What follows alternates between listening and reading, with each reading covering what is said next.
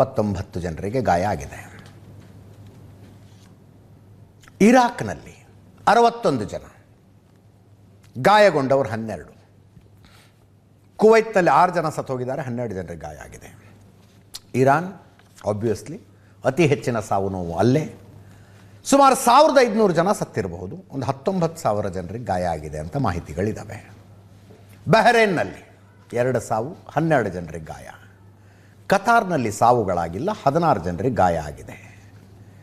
UAEನಲ್ಲಿ 8 ಸಾವು, 161 ಜನರಿಗೆ ಗಾಯ.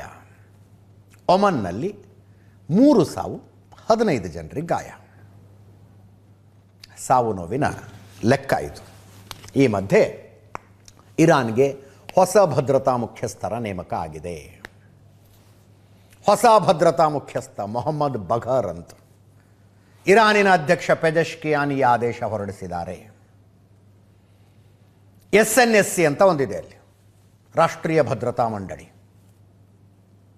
ಅದರ ಕಾರ್ಯದರ್ಶಿಯಾಗಿ ಅಲಿ ಲಾರಿಜಾನಿ ಕೆಲಸ ಮಾಡ್ತಾ ಇದ್ದದ್ದು.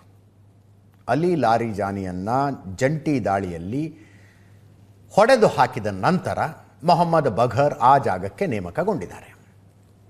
ಭದ್ರತಾ ಮುಖ್ಯಸ್ಥ ಹೊಸದಾಗಿ ನೇಮಕಗೊಂಡಿರೋದು.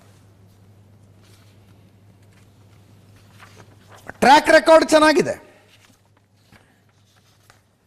ಎಕನಾಮಿಕ್ಸ್ನಲ್ಲಿ ಡಿಗ್ರಿ 1979ರಲ್ಲಿ, ಇಸ್ಲಾಮಿಕ್ ರಿಪಬ್ಲಿಕ್ ಆಫ್ ಇರಾನ್ನಲ್ಲಿ ರಾಜಕೀಯ ಜೀವನ ಆರಂಭ 1980ರಿಂದ 88ರ ತನಕ.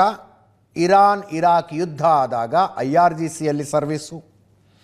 89ರಿಂದ 97ರ ತನಕ IRGC ಜಂಟಿ ಸಿಬ್ಬಂದಿ ಮುಖ್ಯಸ್ಥರಾಗಿ 8 ವರ್ಷ ಕೆಲಸ. 1997ರಿಂದ 2005ರ ತನಕ IRGC ಉಪ ಕಮಾಂಡರ್ ಇನ್ ಚೀಫ್ ಆಗಿ 8 ವರ್ಷ. 2005ರಿಂದ 2007ರ ತನಕ ಭದ್ರತೆ ಮತ್ತು ಕಾನೂನು ಜಾರಿ ಇಲಾಖೆಯ ಉಪ ಆಂತರಿಕ ಸಚಿವ. 2021ರಿಂದ ಎಕ್ಸ್ಪೀಡಿಯನ್ಸ್ ಡಿಸರ್ನಮೆಂಟ್ ಕೌನ್ಸಿಲ್ನ ಕಾರ್ಯದರ್ಶಿ. ಈಗ ಭದ್ರತಾ ಮುಖ್ಯಸ್ಥ. ಲಾರಿಜಾನಿ ಜಾಗಕ್ಕೆ ಮೊಹಮ್ಮದ್ ಬಘರ್ ನೇಮಕ. ಈ ಮಧ್ಯದಲ್ಲಿ ಯುದ್ಧ ಪೀಡಿತ ಇರಾನ್ಗೆ ಭಾರತ